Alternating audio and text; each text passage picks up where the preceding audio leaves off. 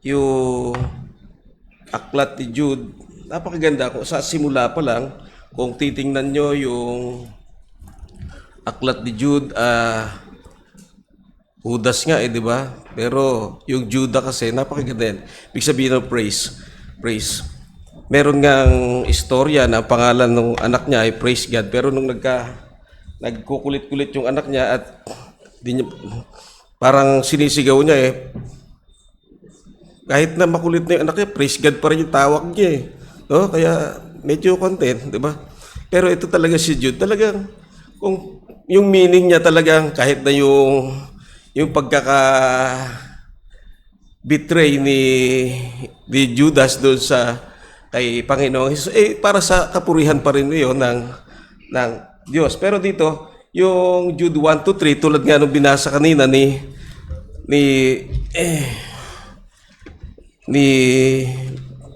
Brother Dan, medyo babasahin ko medyo lang no sa English, baka nahirapan kayo sa Tagalog. Ayan.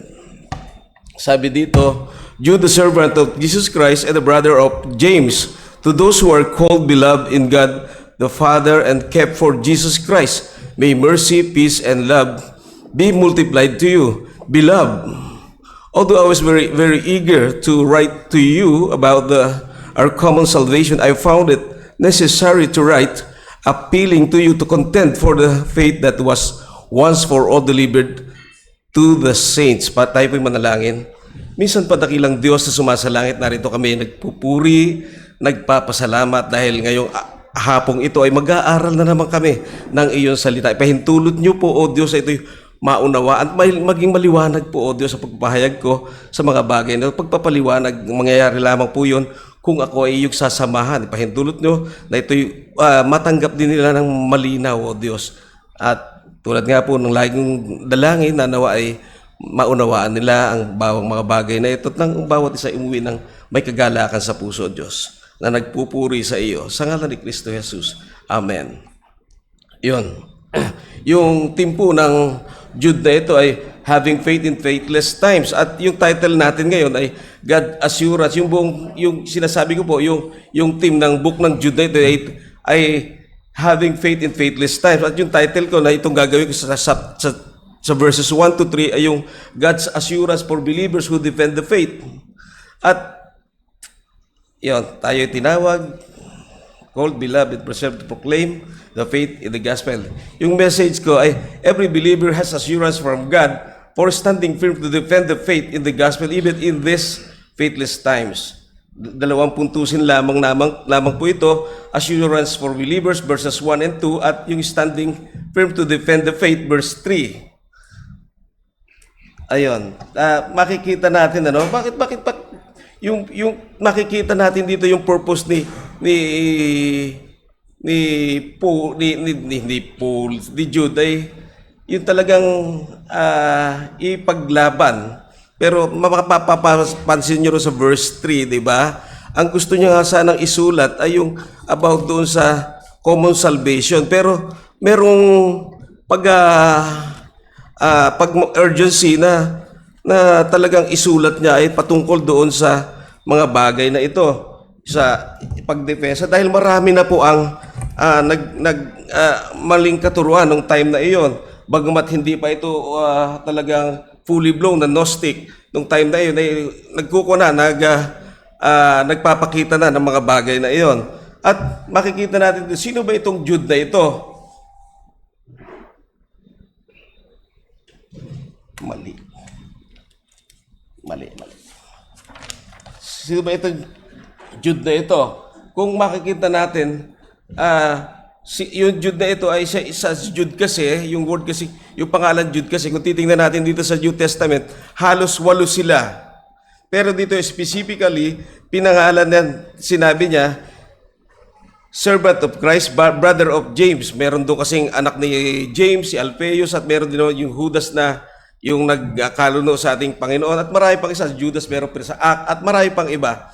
At dito, talagang yung word kasing servant of Jesus Christ, brother of James, na kontento na lang siya, hindi lang siya kontento at galit, kundi kontento siya at masaya na nasa likuran ng kanyang kuyang si James, no? Nandun pa rin siya. Nakikita natin yung kapakumbabaan ni Judas sa mga bagay na ito. At ano pa yung kanyang sinasabi rito?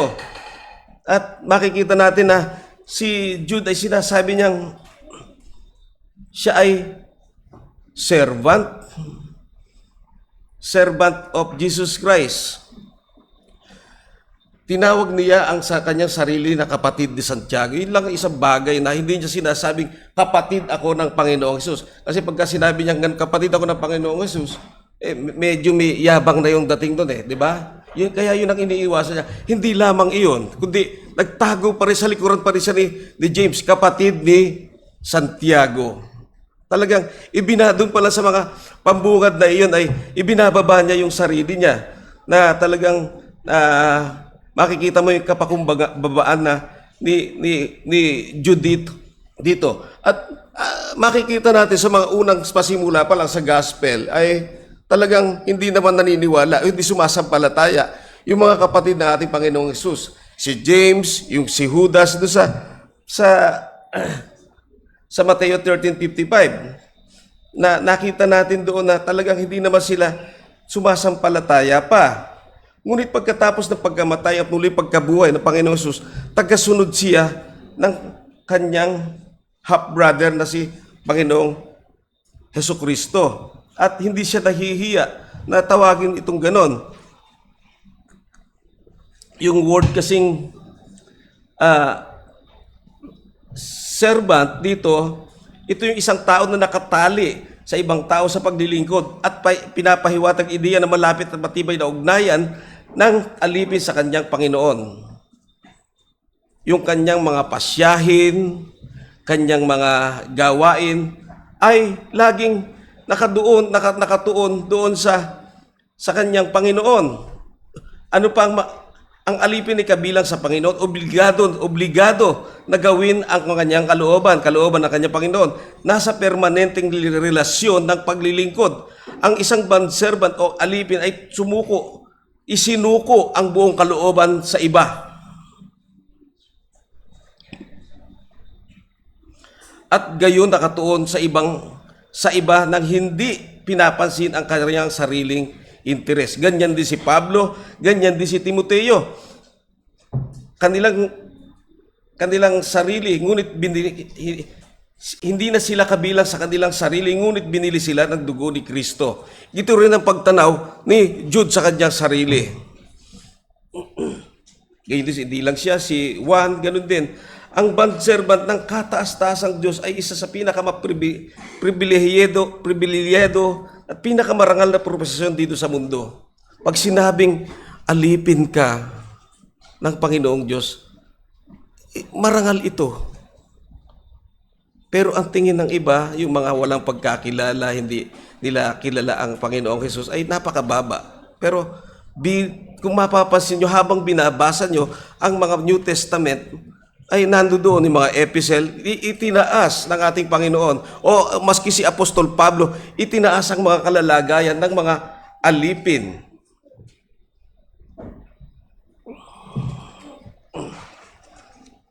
Lahat ng kanyang mga gagawin ay talagang nakatuon sa kanyang Panginoon. At makita natin yung kanilang pagiging pagsampalataya. So, unang Korinto 9:5 na binabanggit na ang mga kapatid na lalaki ng Panginoon kabilang si Jude ay naglakbay kasama ang kanyang asawa upang ipalaganap ang ebanghelyo. Sa ganitong paraan, si Jude ay naging isang halimbawa ng katapatan pananampalataya sa gitna ng pagsubok at pagtuturo. Ang pangunahing layunin ni Jude sa kanyang sulat ay dalawa: ihayag ang mga bulaang guro. Gusto niyang ibunyag ang mga taong nagtuturo ng mga maling aral na pumasok sa komunidad ng Kristiyano. Ikalawa, hikayatin ang Kristiyano tumindig sa pananampalataya. Nais niya palaksin ang loob ng mga mananampalataya upang ipaglaban ang katotohanan. Upang makamit ito, ipinaalala ni Jude sa mga mananampalataya na alalahanin ang turo ng mga apostol. Itayo ang bawat pananampalataya, manalangin sa Espiritu Santo, manatili sa pag-ibig sa Diyos.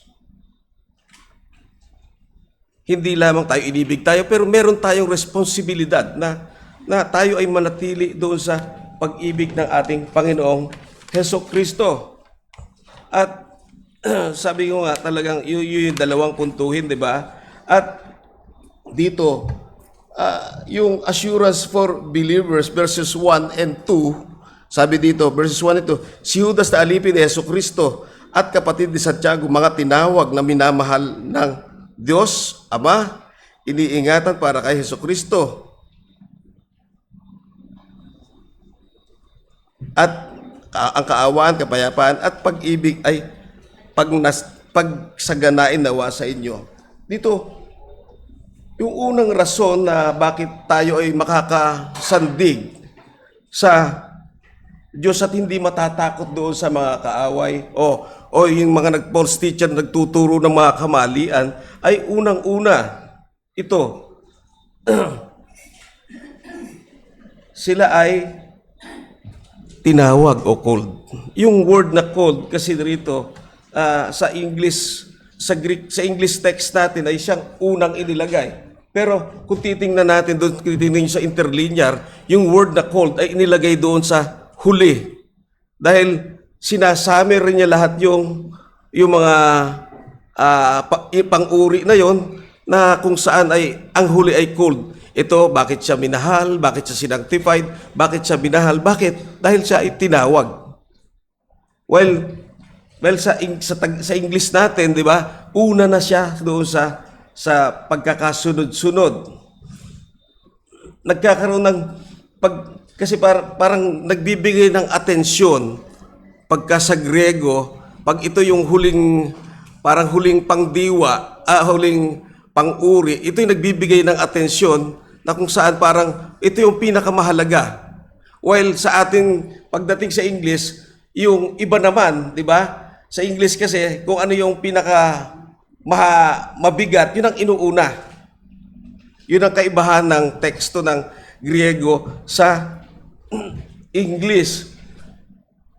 Ano ba yung sa mga pangungusap na ito ay karaniwang yung mga called ay ito yung tumanggap ng imbitasyon sa Diyos bilang parang ikaw ay magiging guest, maging miyembro ng isang grupo. Kaya yung mga mananampalataya ay inimbitahan ng Diyos sa pamamagitan ng pangangaral ng Ebanghelyo para sa eternal na kaligtasan at sila'y makasama doon sa kaharian ng ating Panginoong Hesukristo. At papansinin natin dito, yung word na sa English, sabi dito, those who are called. Yung minamagnify niya ay those who are called. Para sa kanila ito. Those who are called. Ano ba saan ba sila tinawag? Yung mga ibig tukuyin dito sa mas malawak na description pa. Sila ay sinumo ng Diyos, parang sabihin na, sinumo, tinawag, inimbitahan ng Diyos para sa para sa kanyang kalooban mismo, hindi sa kalooban natin. Kasi ayaw natin sa kalooban mismo ng Diyos na tayo ay tawagin sa kaligtasan. At ano pa, makikita natin dito, ayon sa kanyang naisin. Ayon nga sa Romans 8:28 yun. At sa kaligtasan, sa 8:30. At ang mga santo ay tinawag tayo para maging santo. Santo, ibig sabihin,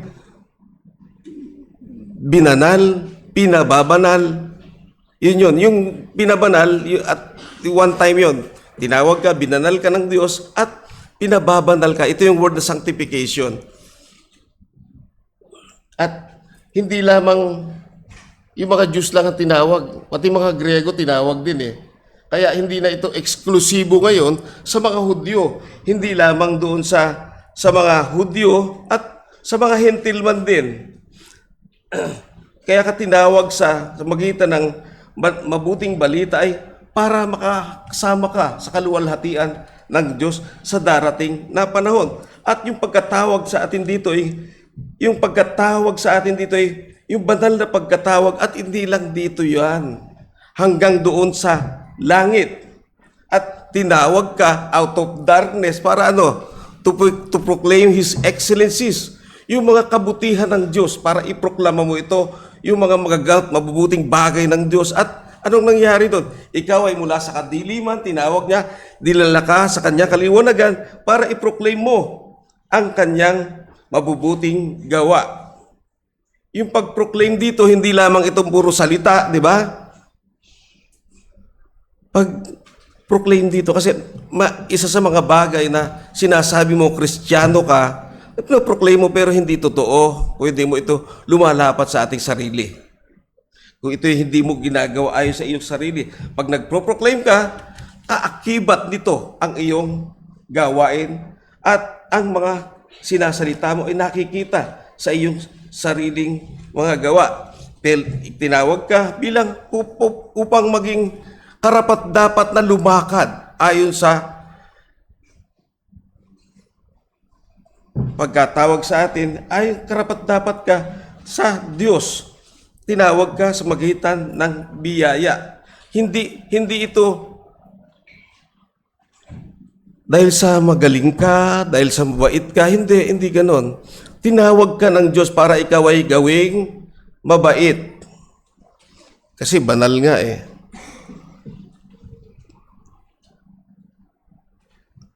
Alam niyo, minsan napakahirap intindihin nung ikaw ay tinawag para gawin kang banal, maging may mga pastor din. Sa totoo lang, mas mahirap paliwanagan ang pastor.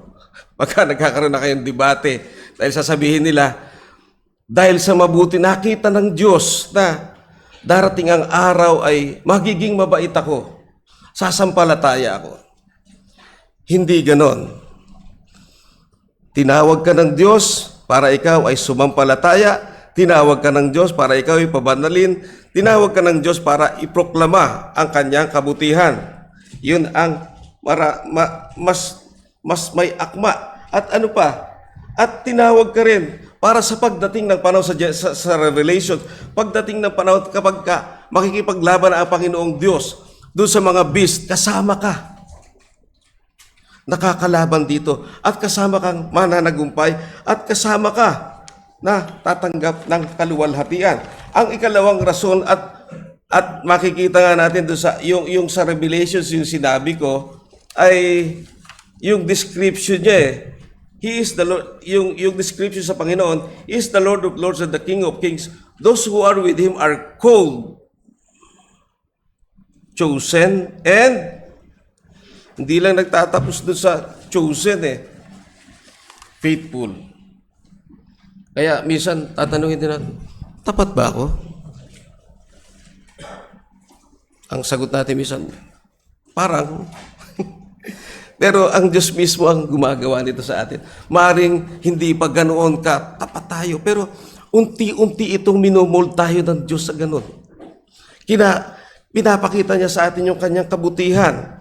At ikalawang rason bakit ang mga mananampalataya ay maaaring sumandig sa Diyos at hindi matakot sa hindi matakot sa paninindigan na labanan ng mga false teacher because they are loved. Inibig.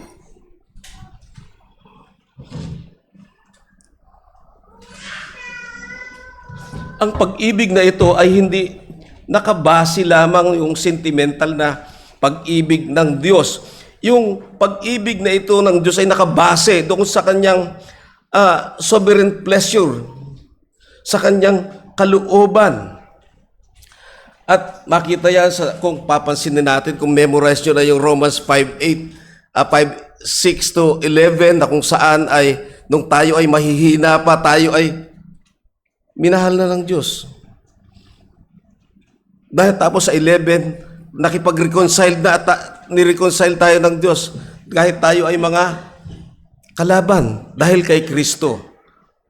Sino may gawa nun? Siya. Minahal niya tayo nang walang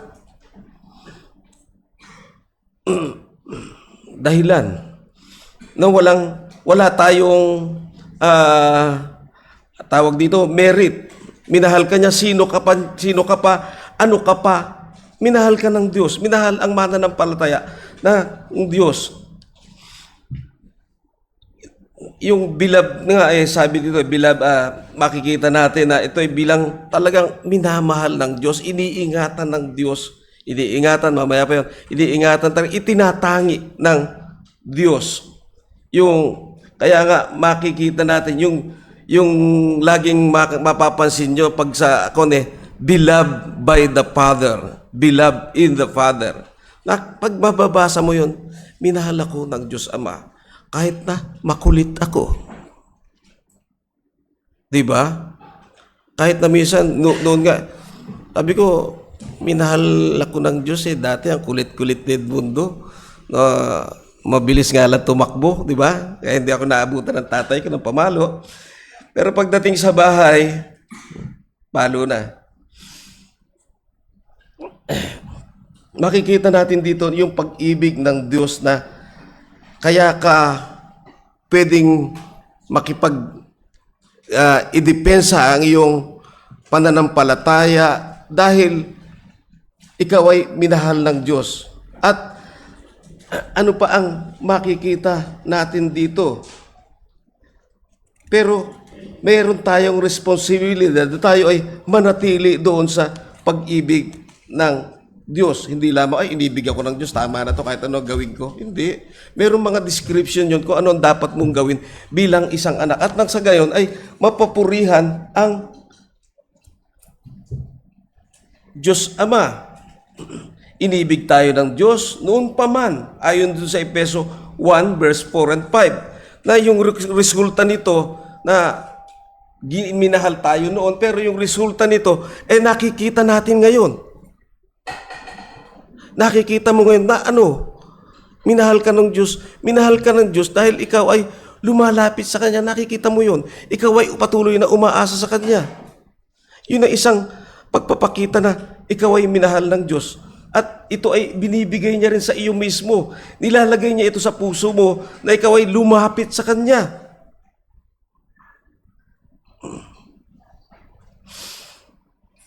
At hindi 3 beses na binanggit nga yan dito, yung word na beloved sa verse 1, sa verse 17, at sa verse 20.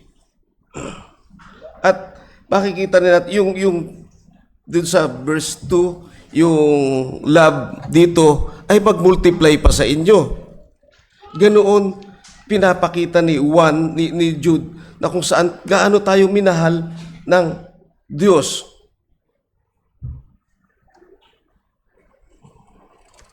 Ito yung sinasabi niya roon sa sinulatan niya. Mga minahal kayo ng Diyos kahit wala pa kayong ginagawa. Idepensa nyo ang iyong pananampalataya.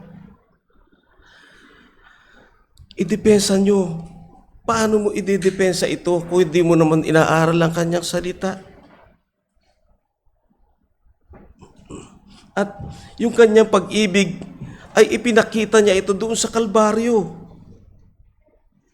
Ibinigay niya yung Kanyang bugtong na anak at para tayo maligtas sa kapahamakan, sa Kanyang paghuhusga ng Diyos din mismo.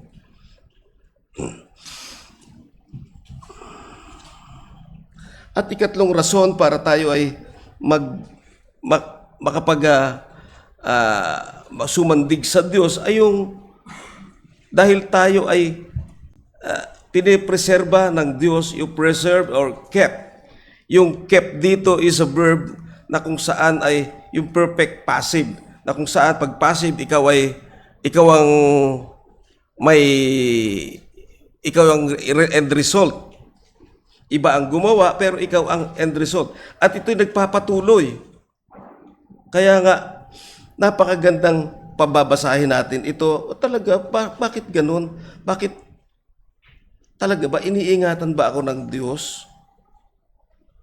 Paano tayo iniingatan ng Diyos? Yung sa pagpapaalala ng kanyang salita sa atin, kung ito'y pinapaalala ng salita, parang nabasa mo ito, wag kang ganito sa Biblia, wag kang sa pagtingin mo pa lang sa babae na may masamang nasa. Ito'y isa sa mga preservation ng Diyos sa atin. Yung magagalit ka, wag kang magkakasala. Pwedeng magalit, pero wag magkasala. Ito'y pagka naalala mo yung kanyang salita. Ito yung paraan na kanyang pinipreserve kanya. Kaya ang paraan ng Diyos ay sa kanyang salita. Yung paano yung word kasing preserve, ito yung nakatuon sa iyo yung mata ng Diyos. Ano man ang iyong ginagawa, nandoon yung pagsaway, nandoon yung pag-iingat niya sa iyo sa lahat ng bagay. Kaya yung word dito, kept or preserve, lagi kanyang binabantayan. Parang yung mga batang lumalakad pa lang na nagsisimulang humakbang, di ba yung mga nanay, mga tatay, talagang mataimtim na binabantayan to, baka mauntog yan, madapa. Ganun ang pagkalinga sa atin ng Diyos. At kung mapapansin nga natin doon sa 17:11 ng John, basahin nga natin 17:11 ng John, na kung saan ay yung ipinagpray ng Panginoong Hesukristo, yung kanyang mga disipulo o mga apostol. 17:11, sabi, at ngayon ay wala ako sa sanlibutan, subalit ang mga ito ay nasa sanlibutan at ako'y paparihan sa iyo, Amang Banal, ingatan mo sila sa iyong pangalan. Sila ay ibinigay mo sa akin upang sila ay maging isa at gaya naman natin na iisa. Yung kita mo yun, di ba? Nandoon yung prayer ng ating Panginoong Jesus. Pinagpipray niya sa Ama, ingatan mo po sila. Hindi lamang iyon maging ang Panginoong Hesukristo ay nagpipray din. Kung ano man yung ating mga pangangailangan, ay nandun siya, dumudulog siya sa Diyos Ama, sasabot sa Hebreo 7:25. Kaya, saan ka pa bilang isang anak ng Diyos? Kahit anuman ang pagtuligsa sa atin, idepensa natin. Hindi lamang depensa sa pananalita, idepensa natin sa magitan ng pag-aaral ng kanyang salita at sa pamumuhay.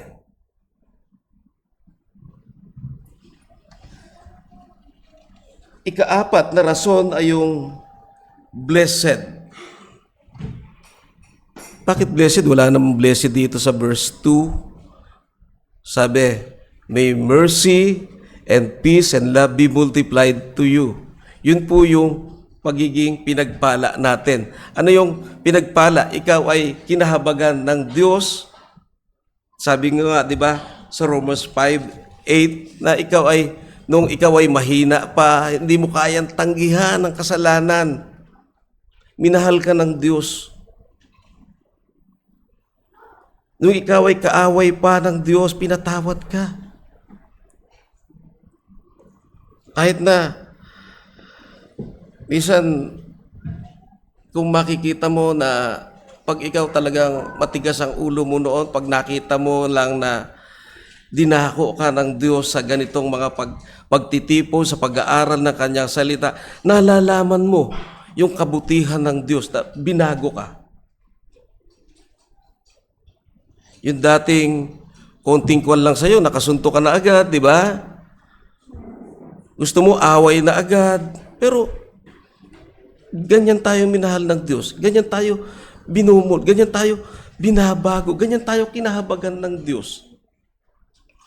Ikalawa, doon sa bakit blessed kung ikaw ay kinahabagan, nandoon na yung kapayapaan sa iyo. Kinahabagan ka dahil ikaw ay patungo na doon sa impyerno. Kaya, hindi ka nahuhusgahan. Kaya meron kang kapayapaan sa buhay dahil hindi ka nahuhusgahan ng Diyos. At ikaw ay muli ay sabi ko dito, love be multiplied to you. Mercy, peace, and love ay paramihin sa iyo. Dadami ba ito ng Hindi natin inaaral ang kanyang salita. Dadami ba ito nang hindi tayo humihingi ng tulong sa kanya? Hindi. Ganyan niya tinutugon ang ating panalangin. Ganyan niya tayo iniingatan. Iniingatan na kaharap man natin itong nakikipag-debate sa atin, nakaharap man natin itong mga false teacher o yung mga naniniwala ng mga maling paniniwala, nandoon, kalmante ka pa rin sumasagot sa kanila. Doon mo na ipapakita ito. Doon mo na ipakikita ang iyong pagiging ikaw ay kinahabagan. Kaya anong gagawin mo? Kahabagan mo rin ang taong ito. Diba? At ito ay ipinakikita mo, dinidisplay, inilalapat mo rin. Kahit anong kulit pa ng kausap mo. Kaya bilang isang tinawag ng Diyos, ikaw ay sineperate, pinabanal, at binanal at pinababanal. At pinipreserve ng Diyos. Bakit ka pinipreserve ng Diyos? Para sa kanyang muling pagbabalik, ikaw ay malinis. Ganon pinipreserve ng Diyos ang bawat Kristiyano. Kaya lagi tayong dumulog, lagi tayong mag-aral ng kanyang salita. Sabi nga ganun linisin mo sila ng iyong salita. Linisin mo sila, O Diyos, ang iyong salita ay katotohanan. At nilinis na sila ng iyong salita. Kaya ang naglilinis sa atin ay ang salita niya. Unti-unti habang inaaral natin ang kanyang salita, na iaayon tayo doon sa wangis ng Diyos. May aayos ba tayo ayon sa wangis? May iaakma ba tayo ayon sa wangis ng Diyos? Kung ang ating binabasa ay comics, may comics ba ngayon? Wala na. O mga pocketbooks? Hindi Dapat ang salita ng Diyos. Kaya pasalamat tayo sa mga bagay na ito pag nababasa natin ito na those who are called, beloved in the God, the Father, and kept for Jesus Christ, may mercy, peace, and love be multiplied to you. Di ba? Napakarami, napakasarap ba? Limiin o i-meditate ito, yung mga bagay na ganito. Di ba? Kaya patuloy nating aralin ang kanyang salita. Alam natin na ang source ng lahat ng mga bagay na iyan para tayo ay maibigin din ay ang Diyos din. At ikalawang puntusin natin, makikita natin dito ay yung standing firm to defend the faith. Bakit? It was under attack ng false teacher. Tingnan nyo sa verse 4 ng Jude. Sa verse 4 niyan, for certain people have crept in unnoticed who long ago were designated for this condemnation, ungodly people who pervert the grace of our God into sensuality and deny our only Master and Lord Jesus Christ. Ito, dinidescribe niya na mismo kung sino yung mga false teacher na ito. At ano pa ang makikita natin diyan? Pagdating doon sa verse 8,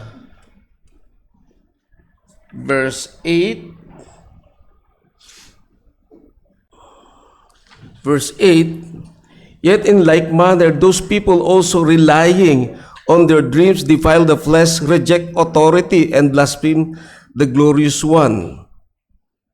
Pag kinakalaban na ay iglesia, kinakalaban na ang Panginoong Jesucristo. Tingnan natin. Kaya nga sabi ni Paul, examine yourself. Lagi natin examine ang ating sarili. Baka tayo ito. Sana'y wag. So verse 10, But these people blaspheme all that they do and do not understand, and they destroyed by all that they like. Unreasoning animals understand distinctively. Kinuwan pa sa parang mga hayop, ano. At pagdating doon sa verse 16, sabi, these are grumblers, malcontents, following their own sinful desires. They are loud-mouthed boasters, showing favoritism to gain advantage. Hindi tayo ganon. 'Di ba? Ito yung mga dinidescribe ni Jude, yung mga taong false teacher. At sa verse 19, verse 19, sabi niya, it is this who cause division, worldly people, devoid of the Spirit. Na pag nakita mo na meron ng nagkukuha ng pagdi-divide, ikaw mismo, manalangin ka na. Panginoon, wag sana ako maging dahilan ng pag-ihiwalay, pagbabahabahagi ng iglesia. Tulungan mo ako. Di ba? Ganon. Ito yung mga description ng mga diyan natin ididepensa yung ating pananampalataya. Dito yung pagsabi niya rito na mga minamahal, yung sa verse 3, mga minamahal, samantalang ako'y lubusang nagsisikap na sumulat sa inyo tungkol sa ating iisang kaligtasan, natagpuan ko ang kailangang sumulat upang himukin kayo na ipaglaban ang pananampalataya na minsanang ibinigay sa mga banal. Mga minamahal, ito yung word na minamahal niya rito, yung pagmamahal niya doon sa mga sinusulatan niya na sila ay magmasway bilang kapatid. Kaya susulat niya sana ay tungkol doon sa pananampalataya. Dito, bigla siyang nagbago ng tema. Biglang sabi niya, mas mainam na ito ang gawin ko. Kaya nga yung word niya rito nagdudumali Nagdudumali yung ibig sabihin dito. Mga nagsisikap ako sumulat sa inyo tungkol sa ating kaligtasan.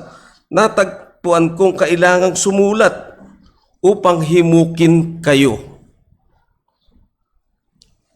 Kasi yung time na yun, marami ng mga nabubuo na mga ereseyo nung time na yon na mga lingkaturuan. At dito makikita mo talagang yung buong pusong pagmamahal niya. Kaya sabi niya, mga minamahal. Yung word ng mga minamahal, ito pagbibigay ng encouragement na naman sa kanila doon sa kanyang sinusulatan. Nakita niyo yung mas malalim na concern niya sa kanilang mga spiritual na pangangailangan. Yung kanyang effort dito na sumulat para sa kanilang salvation, tungkol sa common salvation ay nagbago. Bakit? Mayroong napipintong mga eresiya. Kaya biglang nagbago yung tema ni Jude. Yung common salvation, hindi yung kaligtasan kasi, yung word na common sa lahat ng tao ito. Hindi lang ito iba yung kaligtasan niya, mas mataas sila yung pwesto. Hindi. Iisa lang kasi ito. Common salvation, dahil ang lahat gumawa nito ay ang Panginoong Jesucristo. Kahit na Hudyo, Griego, Hentil, iisa ang kaligtasan. Yun lamang ginawa ng Panginoong Jesucristo. Kaya yung yung mabigat yung assault ng mga false teacher dito, tulad ng mga binanggit ko kanina. Kaya eto nagdudumaling sumulat si Jude para sila ay bigyan ng mga bagay na babala. Hindi lang nung time nila, maski sa panahon natin ngayon. Kung marinig mo si Joel Osteen na yung ano ba yung mabuti sa iyo, di ba? Mga ganun ba? Mapakinggan mo si Joyce Meyer. At hindi lang yun. Alam nyo, doon din sa Tarlac, ganyan din. Napakaraming nagkalat. Maraming nalilinlang. Na kung saan ay mag-preach, pagkatapos kahuli-hulihan ay pera-pera na.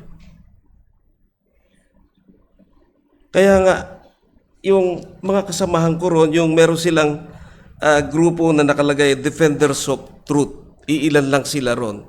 Napakarami doon na kung saan ay talagang humahawak sa false gospel o yung mga health and wealth gospel. Kaya sila ay nagbuo rin mismo ng grupo na para sabi nila, gusto naming matuto. Gusto naming matuto ng mga bagay na hindi na yung pagdating, kasi sabi nila, nanggaling na kami dyan eh. Hindi naluluwalhati ang Diyos. Ito yung mga salita ng mga pastor doon. Kaya, napakasarap turuan. Mas lalo pa. Di ba? At hindi, yung sabi niya, contend earnestly, yung matindi talaga. Ipaglaban mo yung mga pananampalatayang iyan. Maski kung titingnan natin, hindi lamang ito, lalo na sa sulat ni Apostol Pablo doon kay Timoteo, ilang beses niya sinabi ito. 3 sa chapter 1 ng Timothy 1:18, This command I entrust to you, Timothy my son, in accordance with the prophecies previously made concerning you, that by them you fight the good fight. Ipaglaban mo. Ganun din sa 6:12. Fight the good fight of faith. Take hold of the eternal life to which you were called and you were made the good confession in the presence of many witnesses. At nung mamamatay na siya sa 2 Timothy 4:7, ano yung sinabi ni Apostol Pablo? I have fought the good fight, I have finished the course, I have kept the faith. Kaya ang sinusundan ni Timoteo, kung paano na nakita niya ang buhay ni Apostol Pablo, hindi lamang yung pananalita ni Apostol Pablo, hindi lamang yung pagsasalita, pangangaral ni Apostol Pablo, nakita ni Timoteo ang buhay ni Apostol Pablo.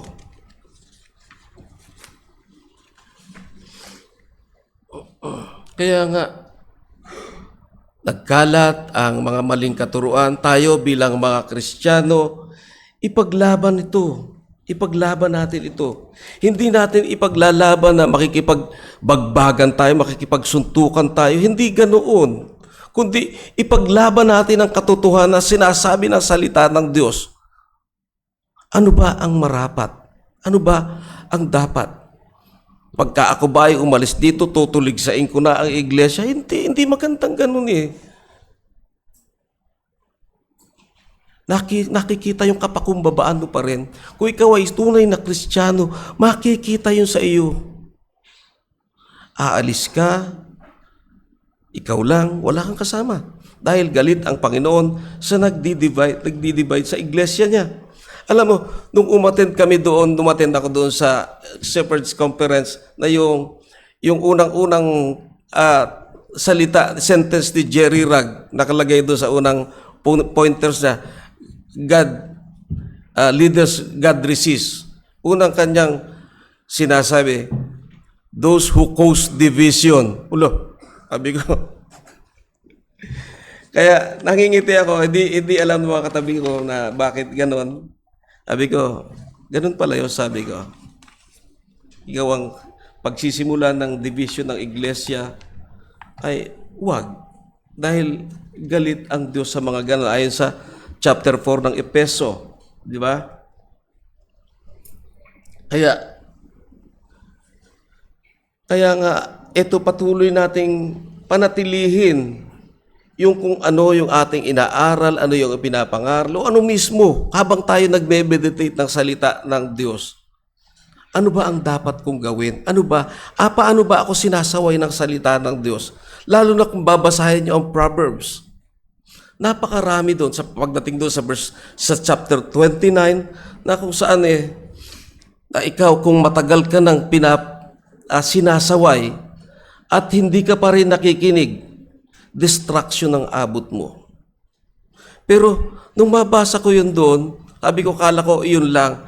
Nung pagbasa ko ulit, binalikan ko, marami palang ganun sa Proverbs. Kaya bilang babala, napakaganda basahin ng Proverbs. Isang chapter a day lang, makikita mo talagang, wow, ganito pala kayaman ang salita ng Diyos. Ganito pala kayaman na kung paano tayo tuturuan ng Diyos. Kasi yung word yung Proverbs mismo ay application na ito nung time nila. Mga applicatory na ito. Kaya nga napaka sarap basahin ng kanyang salita. At kung paanong idedepensa ito, lagi nating alalahanin na ang pananampalataya ay kaloob lamang ng ating Panginoong Jesucristo. At kung paano tayo tumutugon dito ay sa gabay lamang din ng ating Panginoong Jesucristo. At ano pa, kung ating ipaglalaban ito, pero paano natin ipaglalaban ang mga bagay na ito?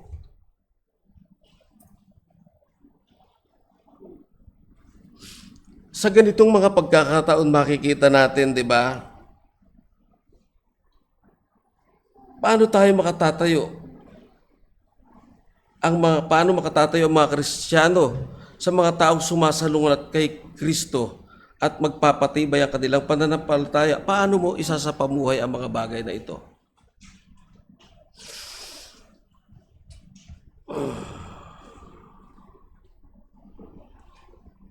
Na kung babasahin natin ng buo itong aklat ni Jude, yung libro niya, di ba? Ito'y puno ng matibay at direktang mga pahayag tulad ng isang palaso.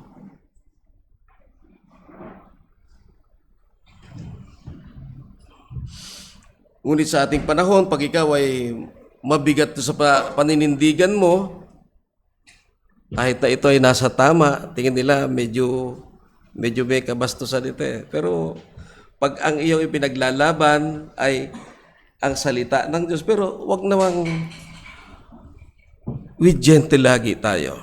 With gentleness. Mas gusto nila yung marami ngayong grupo na mas gusto nila yung isang mas malambot at may hinahon na bersyon ng mananampalatayang Kristiyano. Ngunit, ipinapaalala sa atin ni Jude na may panahon at lugar para sa matapang at pagtatanggol sa katotohanan laban sa taong sumisira sa gospel. Paano ka makikilahok sa pagtatanggol sa katotohanan laban sa kamalian? Maaari kang mag-aral ng Biblia upang malinaw ang iyong pag-unawa sa katotohanan. Ikalawa, ibahagi ang iyong pananampalataya sa iba ng may pagmamahal at katapatan. Tumayo laban sa maling aral at huwad na turo at manalangin sa katotohanan, para sa katotohanan at pagtatanggol sa mga Kristiyano sa ganitong paraan. Makatutulong ka sa mga ganong paraan, makatutulong ka sa pagtatanggol sa katotohanan at papapalaganap ng tunay na mensahe ng Kristyanismo.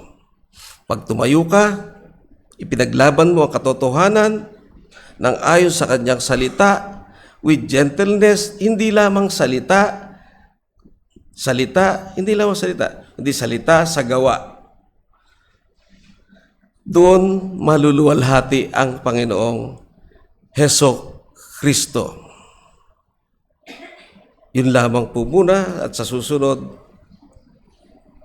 kung may susunod pa, ayan, ibibigay natin yung mga mas detalyadong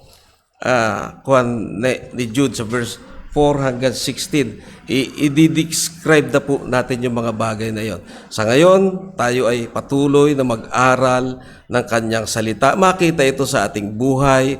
Yung sa ganung paraan ay naipapaglaban natin ang katotohanan ng kanyang salita. Tayo manalangin. Minsan pa dakilang Diyos na sumasalangit, salamat po sa kabutihan niyo sa amin, sa iyong salita na siyang aming inaral ngayon. Nawa ipahintulot mo, maisip namin na kami, O Diyos, ay tinawag mo para sa iyong kaluwalhatian, sa iyong naisin, sa iyong kalooban. at kami ay minahal mo. Salamat sa mga bagay na yun. At ikaw din ang patuloy na nag-preserve sa amin para kami ay makarating doon sa hangganan hanggang sa muling pagbabalik ng aming Panginoong Jesucristo. Hindi lamang po yun, ang dalangin pa na kami ay paramihin, mag-multiply sa amin ang kaawaan, kahabagan, at ang kapayapaan habang kami ay namumuhay dito. At lagi naming maalala, O Diyos, na kami ay iyong minahal. Kaya nga po, O Diyos, narito kami ay salamat, na patuloy nagpapasalamat sa kabutihan mo, O Diyos. Purihin ka sa ngalan ni Kristo Jesus. Amen.